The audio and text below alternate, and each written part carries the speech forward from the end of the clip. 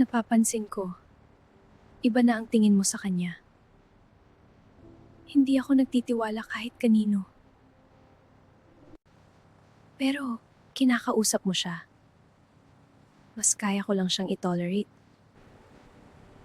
Ganun din nagsisimula yan. Ano?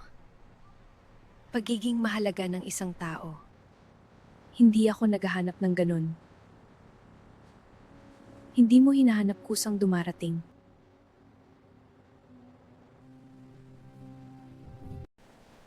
Mahilig ka pala mag-video ng tao? Hindi tao. Moments.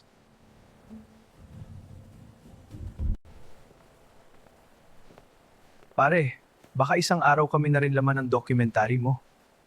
Depende kung interesting kayo. Siguraduhin mong walang makakakita nito.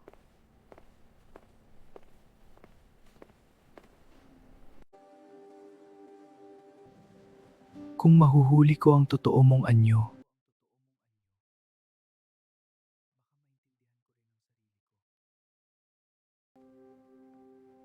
baka maintindihan ko rin ang sarili ko.